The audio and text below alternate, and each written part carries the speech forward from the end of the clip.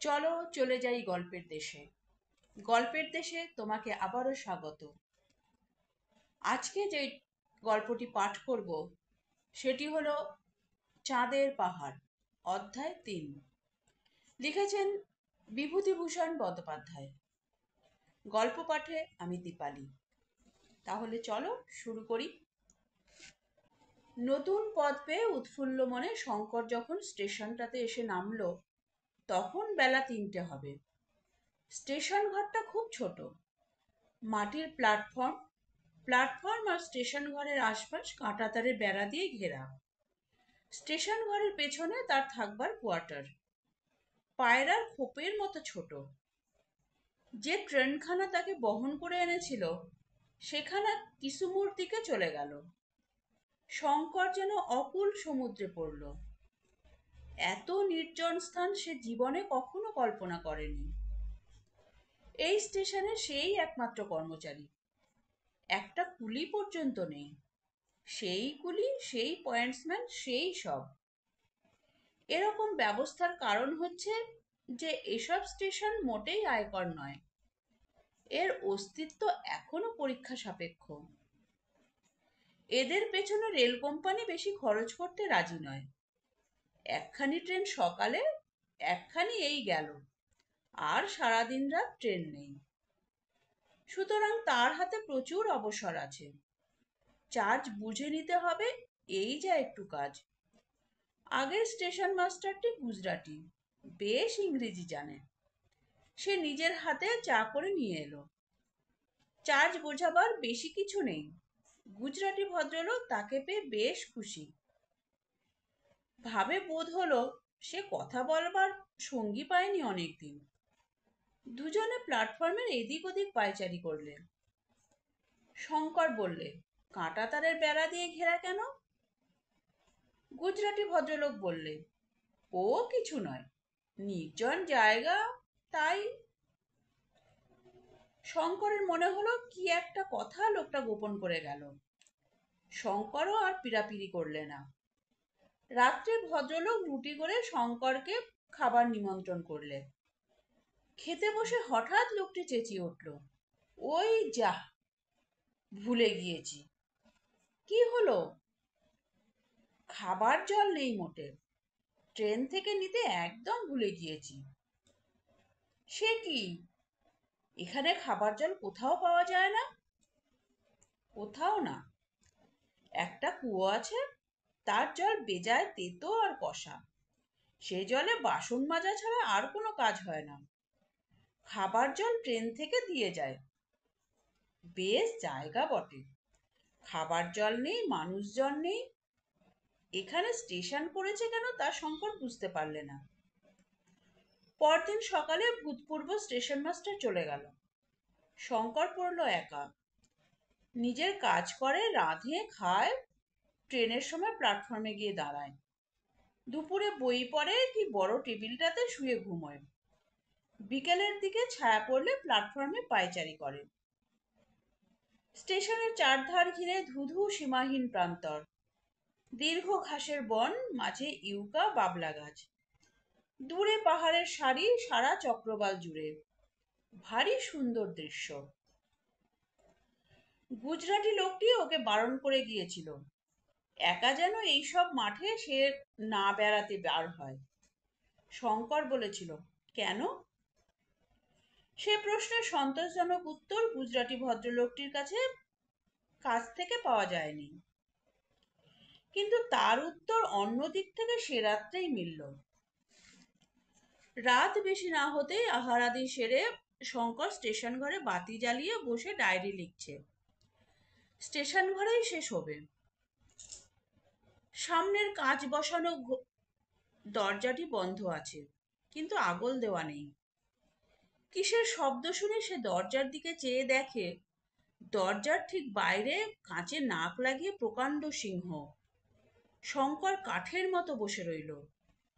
দরজা একটু জোরে ঠেললেই খুলে যাবে। সেও সম্পূর্ণ নিরস্ত্র। টেবিলের ওপর কেবল কাঠের রুলটা মাত্র আছে। সিংহটা কিন্তু কৌতূহলের সঙ্গে শঙ্কর ও টেবিলের কেরোসিন বাতিটার দিকে চেয়ে চুপ করে দাঁড়িয়ে রইল। খুব বেশিক্ষণ ছিল না, হয়তো মিনিট 2, কিন্তু শঙ্করের মনে হলো সে আর সিংহটা কতকাল ধরে পরস্পরের দিকে চেয়ে দাঁড়িয়ে আছে। তারপর সিংহ ধীরে ধীরে অনাসক্তভাবে দরজা থেকে সরে গেল। শঙ্কর হঠাৎ যেন চেতনা ফিরে পেল। সে তাড়াতাড়ি গিয়ে দরজার আগলটা তুলে দিল। এতক্ষণে সে বুঝতে পারলে স্টেশনের চারিদিকে কাঁটাতারের বেড়া কেন। কিন্তু শঙ্কর একটু ভুল করেছিল। সে আংশিকভাবে বুঝেছিল মাত্র, বাকি উত্তরটা পেতে 2-1 দিন বিলম্ব ছিল। সেটা এলো অন্য দিক থেকে। পরদিন সকালের ট্রেনের গার্ডকে সে রাত্রের ঘটনা বললে। গার্ড লোকটি ভালো, সব শুনে বললে, এসব অঞ্চলে সর্বত্রই এমন অবস্থা। এখান থেকে 12 মাইল দূরে তোমার মতো আর একটা ছোট স্টেশন আছে, সেখানেও এই দশা।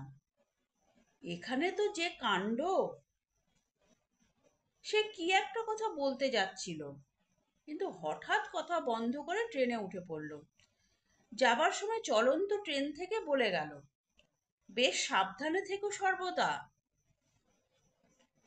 শঙ্কর চিন্তিত হয়ে পড়ল। এরা কি কথাটা চাপা দিতে চায়? সিংহ ছাড়া আরো কিছু আছে নাকি? যা হোক, সেদিন থেকে শঙ্কর প্ল্যাটফর্মে স্টেশন ঘরের সামনে রোজ আগুন জ্বালিয়ে রাখে। সন্ধ্যার আগেই দরজা বন্ধ করে স্টেশন ঘরে ঢোকে। অনেক রাত পর্যন্ত বসে পড়াশোনা করে বা ডায়েরি লেখে। রাত্রের অভিজ্ঞতা অদ্ভুত। বিস্তৃত প্রান্তরে ঘন অন্ধকার নামে। প্ল্যাটফর্মের ইউকা গাছটার ডালপালার মধ্যে দিয়ে রাত্রির বাতাস বেঁধে কেমন একটা শব্দ হয়। মাঠের মধ্যে প্রহরে প্রহরে শেয়াল ডাকে। একদিন গভীর রাতে দূরে কোথায় সিংহের গর্জন শুনতে পাওয়া যায়। অদ্ভুত জীবন। ঠিক এই জীবনটাই সে চেয়েছিল। এ তার রক্তে আছে। এই জনহীন প্রান্তর, এই রহস্যময়ী রাত্রি, অচেনা নক্ষত্র ভরা আকাশ, এই বিপদের আশঙ্কা, এই তো জীবন। শান্ত নিরাপদ জীবন, নিরীহ কেরানি জীবন হতে পারে, তার নয়। সেদিন বিকেলের ট্রেন রওনা করে দিয়ে সে নিজের কোয়ার্টারে রান্নাঘরে ঢুকতে যাচ্ছে, এমন সময় খুঁটির গায়ে কি একটা দেখে সে 3 হাত লাফ দিয়ে পিছিয়ে গেল। প্রকাণ্ড একটা হলদে খরিশ গোখুরা তাকে দেখে ফনা উদ্যত করে খুঁটি থেকে প্রায় 1 হাত বাইরে মুখ বাড়িয়েছে। আর 2 সেকেন্ড পরে যদি শঙ্করের চোখ সেটিতে পড়তো, তাহলে না। এখন সাপটাকে মারবার কি ব্যবস্থা করা যায়? কিন্তু সাপটা পর মুহূর্তে খুঁটি বেয়ে ওপরে খড়ের চালের মধ্যে লুকিয়ে পড়ল। বেশ কাণ্ড বটে। ওই ঘরে গিয়ে শঙ্করকে এখন ভাত রাঁধতে বসতে হবে। এ সিংহ নয় যে দরজা বন্ধ করে আগুন জ্বেলে রাখবে। খানিকটা ইতস্তত করে শঙ্কর অগত্যা রান্নাঘরে ঢুকলো এবং কোনো রকমে তাড়াতাড়ি রান্না সেরে সন্ধ্যা হবার আগেই খাওয়া দাওয়া সাঙ্গ করে সেখান থেকে বেরিয়ে স্টেশন ঘরে এলো। কিন্তু স্টেশন ঘরেই বা বিশ্বাস কি? সাপ কখন কোন ফাঁক দিয়ে ঘরে ঢুকবে তা কি আর ঠেকিয়ে রাখা যাবে? পরদিন সকালের ট্রেনে গার্ডের গাড়ি থেকে একটা নতুন কুলি তার রসদের বস্তা নামিয়ে দিতে এলো। সপ্তাহে 2 দিন মোম্বাসা থেকে চাল আর আলু রেল কোম্পানি এইসব নির্জন স্টেশনে কর্মচারীদের পাঠিয়ে দেয়। মাসিক বেতন থেকে এর দাম কেটে নেওয়া হয়। যে কুলিটা রসদের বস্তা নামিয়ে দিতে এলো সে ভারতীয়, গুজরাট অঞ্চলে বাড়ি। সে বস্তা নামিয়ে কেমন যেন অদ্ভুতভাবে চাইল শঙ্করের দিকে, এবং পাছে শঙ্কর তাকে কিছু জিজ্ঞেস করে এই ভয়েই যেন তাড়াতাড়ি গাড়িতে গিয়ে উঠে পড়ল। কুলির সে দৃষ্টি শঙ্করের চোখ এড়ায়নি। কি রহস্য জড়িত আছে যেন ওই জায়গাটার সঙ্গে। কেউ তা ওর কাছে প্রকাশ করতে চায় না। প্রকাশ করা যেন বারণ আছে। ব্যাপার কি? দিন 2 পরে ট্রেন পাস করে সে নিজের কোয়ার্টারে ঢুকতে যাচ্ছে, আর একটু হলে সাপের ঘাড়ে পা দিয়েছিল আর কি। সেই খরিশ গোখুরা সাপ। পূর্বদৃষ্ট সাপটাও হতে পারে, নতুবা একটা যে নয় তার কোনো প্রমাণ নেই। শঙ্কর সেই দিন স্টেশন ঘর, নিজের কোয়ার্টার ও চারধারের জমি ভালো করে পরীক্ষা করে দেখলে। সারা জায়গা মাটিতে বড় বড় গর্ত। কোয়ার্টারের উঠানে, রান্নাঘরের দেওয়ালে, কাঁচা প্ল্যাটফর্মে মাঝে মাঝে সর্বত্র গর্ত ও ফাটল আর ইঁদুরের মাটি। তবুও সে কিছু বুঝতে পারলে না। একদিন সে স্টেশন ঘরে ঘুমিয়ে আছে। রাত অনেক, ঘর অন্ধকার। হঠাৎ শঙ্করের ঘুম ভেঙে গেল। পাঁচটা ইন্দ্রিয়ের বাইরে আর একটা কোনো ইন্দ্রিয় যেন মুহূর্তের জন্য জাগরিত হয়ে উঠে তাকে জানিয়ে দিলে যে সে ভয়ানক বিপদে পড়বে। ঘোর অন্ধকার। শঙ্করের সমস্ত শরীর যেন শিউরে উঠল। টর্চটা হাতে পাওয়া যায় না কেন? অন্ধকারের মধ্যে যেন একটা কিসের অস্পষ্ট শব্দ হচ্ছে ঘরের মধ্যে। হঠাৎ টর্চটা তার হাতে ঠেকলো এবং কলের পুতুলের মতো সে সামনের দিকে ঘুরিয়ে টর্চটা জ্বাললে। সঙ্গে সঙ্গে সে ভয়ে বিস্ময়ে কাঠ হয়ে টর্চটা ধরে বিছানার ওপরেই বসে রইল।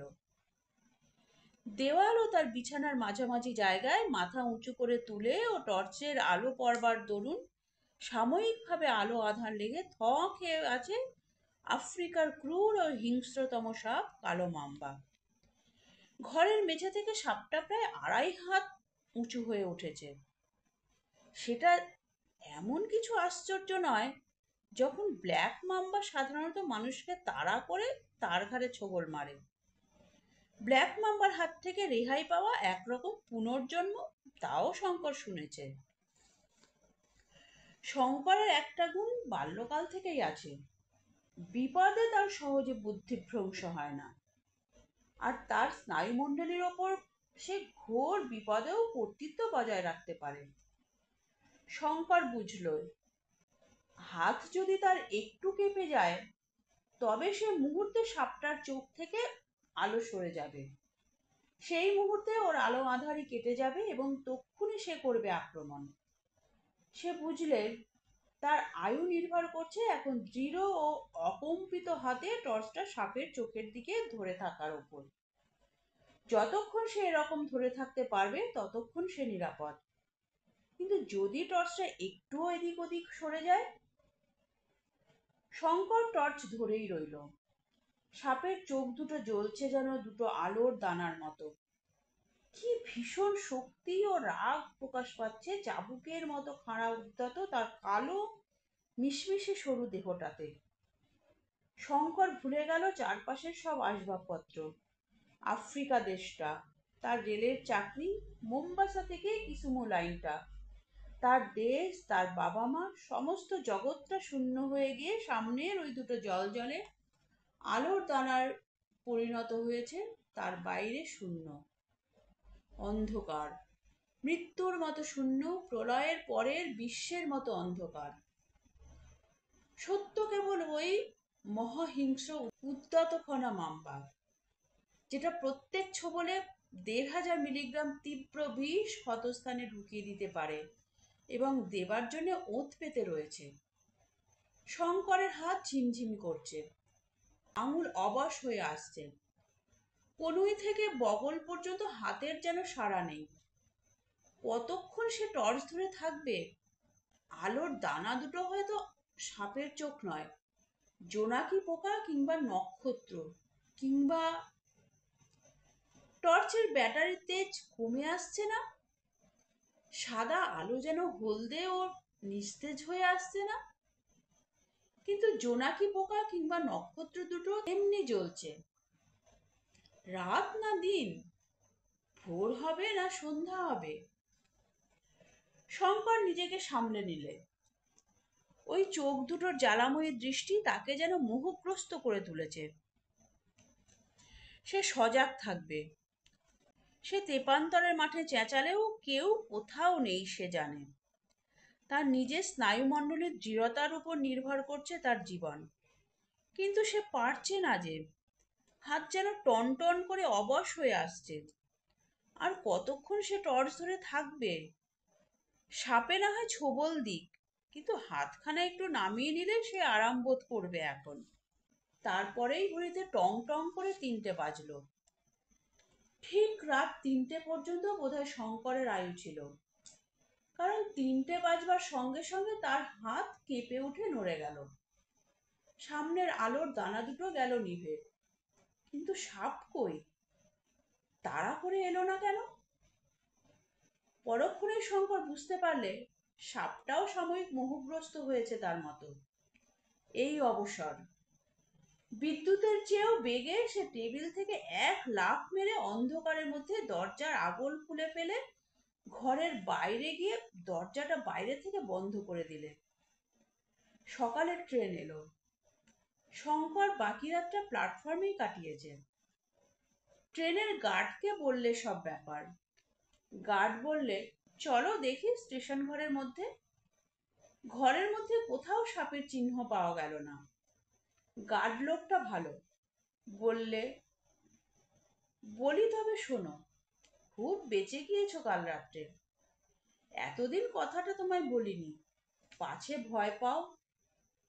তোমার আগে যিনি স্টেশন মাস্টার এখানে ছিলেন, তিনিও সাপের উপদ্রবেই এখান থেকে পালান। তার আগে 2জন স্টেশন মাস্টার এই স্টেশনের কোয়ার্টারে সাপের কামড়ে মরেছে। আফ্রিকার ব্ল্যাক মাম্বা যেখানে থাকে তার ত্রিসীমানায় লোক আসে না। বন্ধুভাবে কথাটা বললাম। ওপরওয়ালাদের বলো না যেন যে আমার কাছ থেকে একথা শুনেছ। ট্রান্সফারের দরখাস্ত করো। শঙ্কর বললে, দরখাস্তের উত্তর আসতেও তো দেরি হবে। তুমি একটা উপকার করো, আমি এখানে একেবারে নিরস্ত্র। আমাকে একটা বন্দুক কি রিভলভার যাবার পথে দিয়ে যাও, আর কিছু কার্বলিক অ্যাসিড। ফিরবার পথে কার্বলিক অ্যাসিডটা আমাকে দিয়ে যেও। ট্রেন থেকে সে একটা কুলিকে নামিয়ে নিলে এবং দুজনে মিলে সারাদিন সর্বত্র গর্ত বুঝিয়ে বেড়ালে। পরীক্ষা করে দেখে মনে হলো কাল রাত্রে স্টেশন ঘরে পশ্চিমের দেওয়ালের কোণে একটা গর্ত থেকে সাপটা বেরিয়েছিল। গর্তগুলো ইঁদুরের। বাইরের সব দিনমানে ইঁদুর খাবার লোভে গর্তে ঢুকেছিল হয়তো। গর্তটা বেশ ভালো করে বুঝিয়ে দিলে। ডাউন ট্রেনের গার্ডের কাছ থেকে 1 বোতল কার্বলিক অ্যাসিড পাওয়া গেল। ঘরের সর্বত্র আশেপাশে সে অ্যাসিড ছড়িয়ে দিলে। কুলিটা তাকে একটা বড় লাঠি দিয়ে গেল। 2-3 দিনের মধ্যে রেল কোম্পানি থেকে ওকে একটা বন্দুক দিলে। নমস্কার। গল্পের দেশের আজকের এই নিবেদন তোমাদের কেমন লাগলো তা কমেন্ট করে অবশ্যই জানাবে। ভালো লাগলে লাইক করে দিও এবং তোমার প্রিয়জনদের সঙ্গে প্রচুর প্রচুর প্রচুর শেয়ার করো। এবং চ্যানেলে যারা নতুন এসছো তারা চ্যানেলটিকে সাবস্ক্রাইব করে বেল আইকনটি প্রেস করে রাখো, যেন পরবর্তী নোটিফিকেশন সবার আগে তোমার কাছে পৌঁছায়। তাহলে পরবর্তী এপিসোড নিয়ে আবার খুব তাড়াতাড়ি ফিরে আসি। ততক্ষণের জন্য সবাই সুস্থ থেকো, ভালো থেকো। নমস্কার, ধন্যবাদ।